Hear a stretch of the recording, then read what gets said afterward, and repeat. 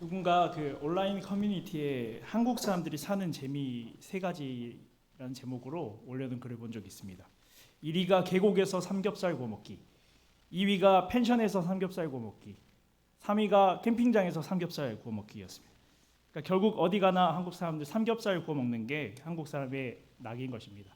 한국 사람은 그래서 삼겹살로 통한단 말이 있습니다. 누군가 저에게 성도의 삶의 원리 세 가지를 말하라고 한다면 저는 이렇게 설명할 것 같습니다. 첫 번째는 우리 성도들의 삶은 첫 번째로 예수로 통하는 것, 두 번째 예수님에 의한 삶, 그리고 세 번째 예수님과 함께하는 삶이어야 된다, 이렇게 말하고 싶습니다. 누군가는 부정할지도 모르겠지만 어쨌든 우리는 하나님 사랑을 받은 하나님의 자녀들입니다. 그래서 우리의 삶을 하루하루 지나다 보면 하나님 은혜가 아니고서는 안 된다. 그리고 하나님의 사랑이 얼마나 가득한가를 우리 삶 가운데서 경험하게 됩니다. 예수님의 십자가 사랑이 그 대표적인 사랑의 모습입니다. 그래서 우리들은 예수님을 통해서 하나님 앞에 나아가는 사람들입니다. 그러므로 우리는 예수님에 의한 삶을 살 수밖에 없습니다. 만약 그러한 삶을 살고 있다면 우리는 그것만으로도 성공한 인생이라고 할 수 있습니다. 그런데 성도의 삶은 예수를 통해서 그리고 예수에 의해서 예수님과 함께하는 삶입니다. 근데 문제는 우리가 예수 안에 살아가야 한다는 것을 이 머리로는 분명히 설교로도 많이 듣고 알면서도 우리 삶 가운데서는 현실의 문제에 의해서 그러지 못할 때가 많고 또 실제 삶에서 땅의 것에 시선을 뺏겨서 살아갈 때가 많이 있다는 것입니다. 오늘 본문에 함께 살펴보는 초대교회 성도들도 그러했습니다. 오늘 우리가 그래서 골로새서 말씀을 볼 텐데 바울이 감옥에서 이 골로새서 교회에 보낸 편지가 오늘 말씀입니다. 그런데 이런 오늘 말씀을 통해서 어떤 말씀을 하고 싶었냐면 신앙의 초점을 성도들이 잃어버리지 않기를 바라는 마음에서 썼습니다. 특별히 오늘 본문의 제목이 하늘에 있는 것을 생각하라라는 말씀인데 그리스도인으로서 그래서 오늘 본문의 말씀을 통해서 우리가 어떤 방향성을 가지고 살아가야 하는가 그것을 중점에 두고 오늘 말씀을 나누고자 합니다. 바울이 쓴 신약 성경 대부분은 편지 형식으로 된 것이 많습니다. 편지로 된 것이 대부분입니다. 그 중에서 감옥에서 쓴 편지들을 옥중서신이라고 부릅니다. 그 중에서 오늘 본문의 골로새서는 바울이 감옥에 있을 때 쓴 로마 감옥에 있을 때 쓴 편지입니다. 그래서 바울이 골로새서를 쓰게 된 동기는 당시 골로새 교회 안에 침투했던 많은 그 이단 사상을 배격하고 또 성도들의 믿음이 더 이상 흔들리지 않기 위해서 이 골로새서를 썼습니다. 그 가운데서 이 골로새서 3장의 말씀은 그리스도인으로서 어떻게 살아야 하는지에 대한 말씀을 이야기하고 있습니다. 정체성이라는 말을 여러분 들어보셨을 것입니다. 국가에 비유해서 정체성을 설명하면 한 국가의 국민으로서 국가에 속해서 국민의 일원으로서 소속감을 갖는 것을 말합니다. 그러니까 우리는 대한민국의 국민으로서 대한민국의 국민의 일원으로서 소속감을 갖습니다. 그러므로 우리는 어디에 속해 있는가가 굉장히 그 삶의 모습까지 영향을 미친다는 것입니다. 그래서 우리는 그리스도인으로서 그 정체성을 가져야 하는데 그럼 우리는 어디에 속한 자인가 그 정체성을 분명히 할 필요가 있다는 것입니다. 그래서 오늘 본문을 통해서 그 부분을 살피려고 합니다. 오늘 본문은 그래서 그러므로라는 말로 시작을 하고 있습니다. 그러므로 너희가 그리스도와 함께 살리심을 받았으니 위에 있는 것들을 찾아라. 거기에는 그리스도께서 하나님의 오른쪽에 앉아 계신다. 그렇게 말씀합니다. 그러니까 이 그러므로라는 말이 나오면 보통 앞의 문장과 연결을 합니다. 그래서 쉽게 이야기하면 너희가 예수를 믿고 지금 구원을 받은 자니까 너희가 이렇게 살아라 지금 설명하고 있는 겁니다. 그래서 바울이 우리가 어떤 사람인지 정체성에 대해서 먼저 확인을 시키고 있습니다. 왜냐하면 내가 누구인지 알아야지 우리가 어떻게 살아갈지가 정해지기 때문입니다. 군인이 휴가 중에도 군인은 휴가군기라는 게 있습니다. 그래서 휴가 나온 군인이 군복에 손을 집어넣고 짝다리를 짚고 그렇게 다닌다면 헌병대에 신고가 들어갈 겁니다. 물론 지금은 조금 달라진 걸로 알고 있는데 제가 군생활 할 당시에는 이 베레모라는 것을 쓰고 휴가 중에서도 실외에 있을 때는 이것을 벗으면 안 됐습니다. 지금은 조금 달라진 걸로 알고 있습니다. 이 베레모를 쓰는 것을 저는 참 유도리가 없다라고 그때 생각했습니다. 이렇게 날씨가 더운데 이걸 왜 계속 쓰고 있어야 되나? 근데 이제 이야기를 들어보니까 휴가 중에도 너가 군인이라는 사실을 잊지 마라라는 의미에서 그렇게 너의 신분이 아직 군인이라는 것을 잊지 말라는 의미에서 그렇게 휴가 군기라는 게 있다라고 들었습니다. 우리도 마찬가지입니다. 그리스도인이라면 우리가 어디 있든지 그리스도인답게 살아야 됩니다. 그러면 우리는 어떤 사람들인가? 오늘 본문은 이렇게 말합니다. 너희가 그리스도와 함께 다시 살리심을 받았으면 말합니다. 그러니까 여기 다시 살리심을 받았다라는 말은 과거 시제입니다. 예수님이 부활하실 때 우리도 그 부활에 참여했다라는 말입니다. 이미 하나님 앞에서는 우리가 새 생명 받은 사람들입니다. 그래서 그리스도 안에서 다시 살아난 사람이라면 이제는 땅의 것이 아니라 당연히 하늘의 것을 바라봐야 맞는 것입니다. 마치 한 번 죽었다 살아난 사람처럼 말입니다. 그러니까 어떤 부자가 있다 쳤을 때 그 부자가 큰 죽음 직전까지 갔을 때 생명이냐 아니면 재산이냐 택하라고 했을 때 어떤 것을 택하겠습니까? 당연히 생명보다 귀한 게 없을 것입니다. 여전히 모아둔 재산은 그 생명의 기로 앞에서 아무 쓸모가 없게 됩니다. 그것과 마찬가지로 우리도 예수님 안에서 다시 살아난 사람이라면 땅에 있는 것보다 하늘에 있는 것을 당연히 소중히 여기게 될 것입니다. 3절에는 이렇게 이야기합니다. 너희는 이미 죽었고 너희 생명이 그리스도와 함께 하나님 안에 감추어 있기 때문이다. 그렇게 말하고 있습니다. 그러니까 바울은 골로새서 3장 3절에서 너희가 죽었다라고 말합니다. 이 말은 그 단순한 어떤 비유가 아닙니다. 예수님의 십자가의 사건에 우리가 참여했다라는 의미입니다. 그러니까 예수님이 죽으실 때 하나님은 우리도 그분과 함께 죽은 것으로 인정하셨습니다. 그래서 그 순간에 우리 옛사람과 곧 죄와 사망의 지배를 받던 그 존재가 법적으로 이미 끝난 것입니다. 그래서 마치 군대 전역한 사람이 더 이상 군인 신분이 아니듯이 예수 믿는 순간 우리는 죄의 종이 아니라 우리는 죄의 종이 아니게 됩니다. 그래서 하지만 여기서 중요한 질문이 있습니다. 그러면 우리는 왜 여전히 우리 안에 죄의 어떤 모습들이 힘들이 작동하는가? 신분은 분명히 바뀌었는데 우리의 생활 속에는 그 죄된 본성, 옛사람이 자꾸 튀어나옵니다. 수련회 같은 데 우리가 가게 되면 그 남자 청년들, 특히 전역한 지 얼마 안 된 청년들이 같이 참여하는 경우가 있습니다. 그때 이제 다른 청년들이 그 전역한 청년을 놀린다고 자고 있을 때 뭐 기상 나팔을 부른다든지 이제 기상 이렇게 한다든지 이렇게 놀릴 때가 있습니다. 그러면은 그 전역한 청년은 이미 신분은 지금 민간인이 됐는데도 그 소리에 반응해서 벌떡 일어나게 됩니다. 이처럼 우리는 어떤 신분이 바뀌었지만 여전히 우리의 모습은 옛사람의 옛 습관에 반응할 때가 있습니다. 그래서 바울은 골로새서 3장 5절에 너희 지체를 죽이라 이렇게 말합니다.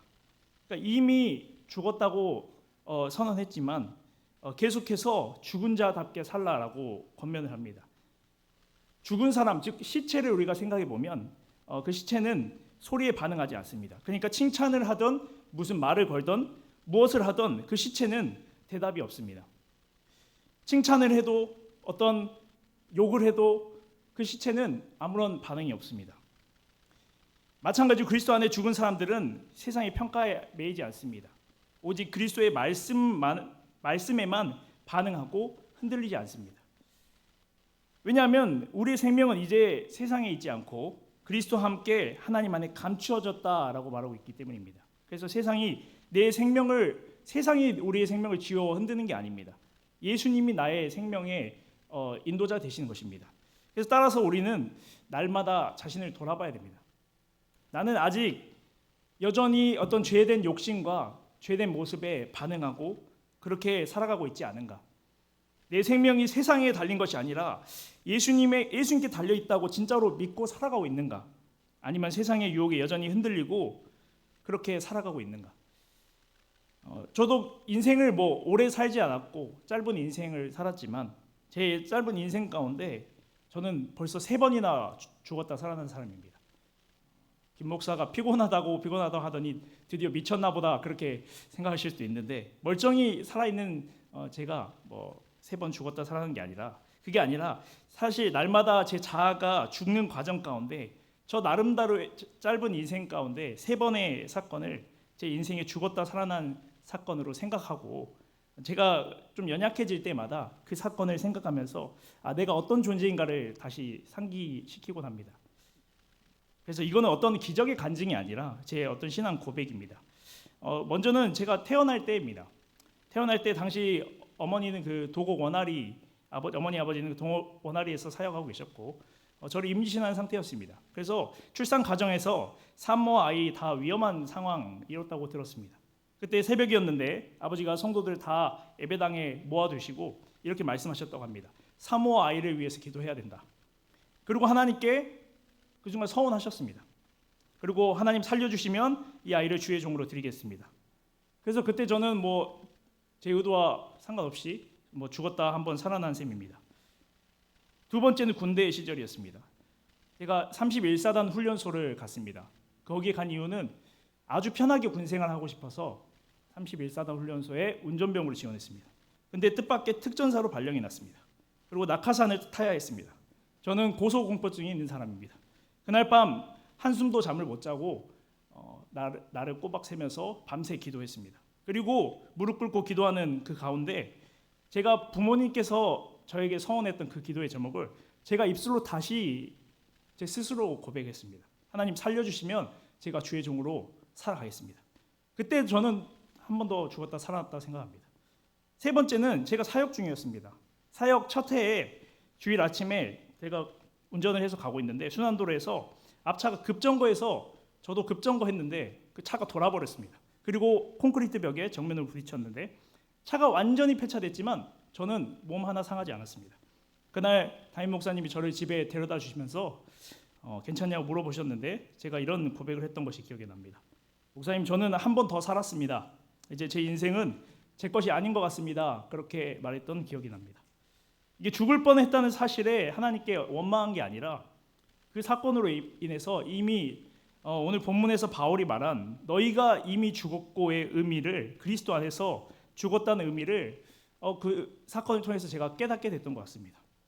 그래서 제가 3번이나 나름 죽을 뻔했던 일을 이야기했지만 제가 강조하고 싶은 것은 하나님이 저에게 일부러 사고를 주셔서 깨닫게 하셨다, 그런 말이 아닙니다. 사고나 위기는 사실 누구나에게 찾아옵니다. 하나님이 일부러 제 생명을 어떤 담보로 협박하거나 벌 주시거나 하나님의 고난을 함정으로 만드셔서 나를 어려운 가운데 두시는 분이 아니라고 확신합니다. 다만 저는 누구나 주어줄 수 있는 그 순간을 통해서 내 생명이 내 것이 아니다, 하나님의 은혜 가운데 맡겨진 그 생명이라는 사실을 깊이 그 순간에 깨닫게 됐다는 것입니다. 그래서 오해해서 안 되는 것은 우리가 하나님께서는 우리에게 고통 주기를 즐겨 하시는 분이 아니라는 사실입니다. 오히려 고통 중에도 우리와 함께 하시고 우리를 붙들어 주시는 분입니다. 그래서 그 가운데서 이런 죽음, 생명, 내가 어떤 존재인가를 깨닫게 하신 그 자체가 은혜입니다. 그래서 저는 잘 알고 있습니다. 내 생명이 내 것이 아니다, 나는 이미 죽은 존재라는 사실을 잘 알고 있습니다. 그래서 그리스도와 함께 십자가에 죽었다라고 이 법적으로 선언되었고, 그리고 동시에 여전히 남아있는 내 안에 있는 죄악된 본성으로 말미암아 날마다 죽어가는 중입니다. 누구나 이런 상황은 그래서 올 수 있습니다. 그런 상황에서 그 어려운 가운데서 우리가 하나님 원망하고 끝내는 게 아니라 그 안에서 하나님의 도우심과 일하심을 바라보면서 오히려 내 죄악된 본성이 그 가운데서 다듬어지고 죽어지는 시간으로 믿음의 사람들은 그렇게 똑같은 어려움이라는 상황을 바라볼 수 있어야 한다고 생각합니다. 그래서 우리는 여전히 계속해서 자존심을 죽여야 되고 욕심을 죽여야 하고 고집도 우리 안에서 죽어야 됩니다. 그래서 하루하루 나를 죽이는 것이 일입니다. 그리고 그 자리에 예수님께서 살게 하시는 것, 그것이 그리스도인의 길이라고 생각합니다. 그리고 성경은 이렇게 말합니다. 갈라디아서 2장 19절에 내가 그리스도와 함께 십자가에 못 박혔으니 이제는 내가 사는 것이 아니라 그리스도께서 내 안에 사시는 것이다. 너무나 유명한 말씀입니다. 그리고 골로새서 오늘 본문 3장 4절에서 바울은 이렇게 말합니다. 너희의 생명이신 그리스도께서 나타나실 때 너희도 그분과 함께 영광 가운데 나타나게 될 것이다. 죽음은 과거의 사실이지만 영광은 미래의 약속입니다. 그러니까 주님 다시 오실 때 우리는 그분과 함께 영광의 부활의 몸을 입게 될 것입니다. 저와 여러분 모두 이미 사실 죽었고 죽어가는 중이지만 장차 영원한 영광 속에 살게 될 사실이라는 그 확신은 우리 가운데 있습니다. 그래서 여러분 우리 오늘 본문 1절과 4절을 보면 바울이 부활을 2번 이야기합니다. 근데 1절은 과거형입니다. 그리스도와 함께 다시 살리심을 받았다. 이미 끝난 일처럼 오늘 말하고 있습니다. 근데 4절은 미래형으로 말합니다. 그분과 함께 영광 가운데 나타나게 될 것이다. 아직 안 일어나지 않은 일처럼 이야기를 합니다. 이게 뭘까 살펴봤더니 신학자들은 이렇게 한마디로 표현을 합니다. 이미와 아직으로 이야기를 합니다. 그러니까 이미 구원은 완전히 이루어졌지만 아직 그 완성을 다 누리지는 못한 상태라는 것입니다. 왜 그럴까요? 우리는 여전히 이 현실의 시간 속에 살고 있기 때문입니다. 그래서 하나님은 시간을 초월해서 이미 다 끝난 것을 보시지만 우리는 하루하루 살아가면서 그 약속을 여전히 기다리고 있는 자들입니다. 그래서 믿음은 이렇게 고백합니다. 예수님 안에서 나는 이미 생명을 얻었고 그러나 그 완전한 영광은 아직 이루어지지 않았다. 그래서 이미와 아직 사이에서 살아가는 사람들이 그리스도인들입니다. 인생의 여러 고비 가운데 어려움 가운데 그래서 저는 깨달았습니다. 내 생명은 내 것이 아니구나. 이미 주님께 드려진 것이구나. 그래서 저는 이렇게 믿습니다. 내 생명은 예수님 안에 감추어져 있다. 그래서 오늘 3절에도 너의 생명이 그리스도와 함께 하나님 안에 감추어져 있다 이렇게 말씀하셨습니다. 그 말은 세상이 나를 어떻게 하든 어렵게 하든 궁극적으로 나의 생명은 안전하다는 사실입니다. 그리고 4절에 너의 생명이신 그리스도께서 나타나실 때 너희도 그와 함께 영광 가운데 나타날 것이다. 그렇게 말씀하셨습니다. 그래서 그날 영광의 그날이 오면 우리는 영광스러운 몸으로 주님과 함께 부활하게 될 것입니다. 그리고 주님 앞에 서게 될 것입니다. 그러므로 그리스도인들은 나를 위해서 이 땅에서 사는 사람들이 아니라는 사실입니다. 나를 위해서 죽으신 주님의 영광을 위해서 그날을 바라보며 살아가는 사람들입니다. 내 기쁨도 내 영광도 그래서 사는 것이 그리스도, 죽는 것도 유익이다 이렇게 말하는 것입니다. 이 고백이 가능한 것은 바로 이것 때문입니다. 이것이 우리의 그리스도인들의 정체성이라 할 수 있습니다. 우리는 이미 구원받았고 아직 완성을 기다리는 사람들입니다. 그래서 이 땅에서의 모든 시간은 그 완전한 영광의 날을 준비하는 시간입니다. 두 번째로 우리는 위의 것을 찾는 삶을 살아야 됩니다. 우리가 이미 정체성을 알았다면 그러면 우리가 어떻게 살아야 하는가를 계속 고민해야 됩니다. 바울은 오늘 본문의 그 부분에 있어서 이렇게 말합니다. 2절에 보니까 위에 있는 것들을 생각하고 땅에 있는 것들을 생각하지 말아라 그렇게 말합니다. 1절에는 위의 것을 찾으라 하고 2절에는 위의 것을 생각하라 이렇게 말합니다.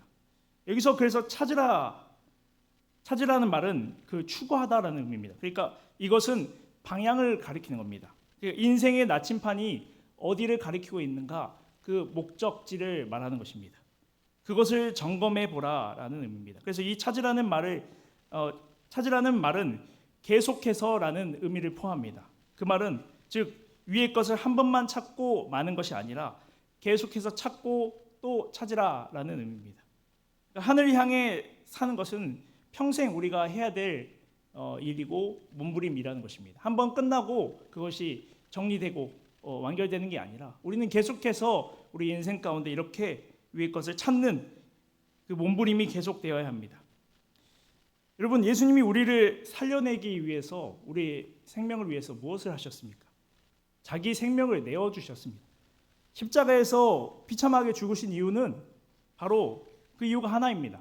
저와 여러분의 생명을 위해서 그렇게 하셨습니다. 그러니까 바울이 이렇게 말합니다. 이제는 위의 것을 찾으라. 너희는 이미 하늘에 속한 자들이다. 그러니까 우리의 신분이 이미 이 땅의 사람들이 아니고 한마디로 말하면 우리는 신분 상승한 사람들입니다. 그런데도 우리는 이것과 관계없이 여전히 땅의 것들을 소망하면서 먹고 사는 것에 매여서 살아갈 때가 많은 모습을 보게 됩니다. 마치 5성급 뷔페를 조식 뷔페를 즐길 수 있는 사람들이 여전히 텐트 치고 거기서 컵라면을 먹고 있는 그런 시절을 생각하면서 그리워하고 있는 것입니다. 하늘의 영광과 존귀를 누릴 수 있는 자가 여전히 땅에 있는 그 초라한 그 컵라면을 붙잡고 있는 것입니다. 그래서 온갖 좋은 것들은 다 위로부터 온다라는 사실입니다. 위를 보면 그리스도를 볼 뿐만 아니라 그 안에 있는 우리의 생명도 보게 됩니다. 그렇다면 위의 것은 어떤 곳인가? 하나님이 다스리고 계시고 예수 그리스도께서 그 우편에 앉아 계신 곳, 하나님 우편에 앉아 계신 곳, 부활과 영광과 승리가 있는 곳, 예수님과 함께 우리가 영원한 존귀를 누릴 수 있는 그곳입니다. 그리고 그날을 기대하는 사람들은 그렇기 때문에 이 땅에서의 절망 가운데서도 희망을 볼 수 있는 것입니다.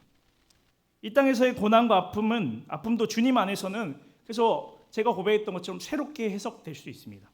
똑같은 어려움도 우리가 이것을 생각한다면 새롭게 해석할 수 있습니다. 예수님 안에 있는 생명을 아는 사람들은 오히려 고통을 우리가 빛날 수 있는 기회로 삼습니다. 스데반이 그랬습니다. 돌에 맞아 죽는 순간에도 그의 얼굴은 천사처럼 빛났다, 그렇게 말하고 있습니다. 우리가 그래서 생각해 볼 수 있을 것 같습니다. 왜 스데반이 그랬을까?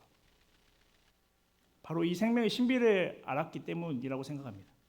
여러분, 그래서 사탄이 노리는 것은 우리의 어떤 실패나 질병 그 자체가 아닙니다. 그것을 이용해서 우리가 하나님과 멀어지게 하는 그것을 사탄이 우리의 그 질병과 우리의 어려움을 통해서 그것을 목적으로 삼습니다. 그래서 우리는 어려움이 올지라도, 고난이 와도 위의 것을 바라봐야 됩니다. 그리스도를 생각하고 그분의 생명을 붙잡아야 됩니다. 그래서 바울은 땅의 것을 생각하는 예를 오늘 본문에서 아주 구체적으로 말하고 있습니다. 5절에 보니까 음란과 부정과 사욕과 정욕과 탐심, 8절에 보니까 분, 악을, 비방, 부끄러운 말, 그리고 9절의 거짓말, 이것 모두가 땅의 것들을 붙잡고 사는 그 사람들의 모습입니다. 반대로 위의 것을 찾고 생각하는 삶은 이것을 다 내려놓고 주님이 기뻐하시는 삶이 무엇인가 생각하며 붙드는 것입니다. 성경은 그래서 위의 것을 추구하는 삶도 똑같이 말합니다. 추상적으로 말하지 않고 구체적으로 3장과 4절을 보면 구체적으로 말하고 있습니다. 형제를 긍휼히 여기고 온유와 겸손으로 사랑하며, 그리고 남편과 아내를 사랑하고 모든 일에 주님 대하듯이 하는 것. 그래서 모든 일에 주님 뜻을 알기 위해서 기도하며 사는 삶. 3장과 4장에 그렇게 이 부분에 있어서도 어떤 추상적으로 말하는 게 아니라 아주 구체적으로 이야기를 하고 있습니다. 이 모든 것이 그래서 우리가 하늘을 쫓는 위의 것을 바라보는 삶입니다. 이 말은 예수님 믿기 전과 우리의 삶이 이렇게 달라진다는 것입니다.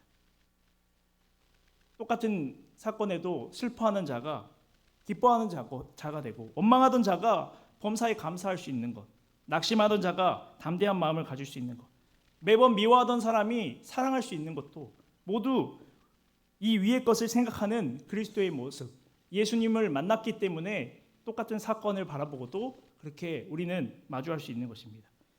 그래서 우리에게 가장 중요한 것은 이 생명입니다. 우리는 살아가면서 사실 그렇게 중요하지 않는 것들에 마음 뺏길 때가 많습니다. 사실 그렇게 목숨 걸지 않아도 될 문제, 먹고 사는 문제에 지쳐서 우리가 너무나 우리의 육신이 피곤할 때가 많습니다. 물론 그것이 중요하지 않지는 않습니다. 중요한 부분입니다. 우리는 여전히 이 땅에서 살아가는 연약한 존재들이기 때문에 육신의 것들도 중요합니다. 먹고 사는 문제가 얼마나 중요한지 모릅니다. 그러나 예수님께서는 이미 그 문제도 해결하셨습니다. 그리스도 안에서 그 신비로운 생명을 받은 자로서 우리가 예수 그리스도를 붙들고 이 땅의 것들이 아니라 하늘의 것들을 추구하는 삶이 더욱 복되고 귀한 줄 믿습니다. 그러면 우리는 어떻게 살아야겠습니까? 당연히 이 땅의 것들에 마음을 뺏기지 않고 하늘의 것들을 바라보며 살아야 됩니다. 내 시선과 마음을 주님께 두겠다고 결심하고 날마다 자기 십자가 지고 우리의 자아를 그 십자가의 앞에 내려놓고 살아가는 것입니다. 물론 예상치 못한 어려움이 우리 인생 가운데 와도 이 일로 나는 더 주님께 가까이 가야지, 더 주님과 함께 이 어려움도 이겨내야지, 하고 생각할 수 있는 것이 그리스도인의 참된 모습입니다. 우리의 생명은 이미 주님 안에 있습니다. 우리가 무엇을 하든지 어떤 상황이 오든지, 그래서 우리는 원망부터 하는 게 아니라, 하나님 원망하는 게 아니라, 모든 상황 가운데서 주님이 이 일 가운데서도, 이 어려운 가운데서도 무엇을 이루실까, 어떤 상황 가운데서도 주님의 기쁨 되는 삶이 무엇일까를 생각하고 우리의 삶을 선택을 하는 것입니다. 그러므로 주님 안에서 우리가 하늘을 바라보는, 위의 것을 바라보는 우리의 모든 인생들이 되길 소망합니다. 그 길을 함께 걸어가는 저와 여러분들이 되길 소망하고 생명이 이미 우리 안에 있다는 사실 기억하면서 이제는 우리가 무엇을 하든지 어떤 상황을 마주하든지 그 상황에 매몰되지 않고 그 가운데서도 하나님께서 일하시고 또 그 가운데서도 하나님이 어떤 영광을 받기 원하시는가, 그리고 우리가 해야 할 것이 이 땅의 것들이 아니라 어디에 있는 것을 바라봐야 되는가, 위의 것들을 바라보라고 말씀하신 오늘 말씀처럼 우리가 그 길을 믿음 안에서 함께 걸어가면서 우리가 영광의 그날을 바라보며 나아가는 우리 모두가 되기를 간절히 소망합니다. 기도하겠습니다.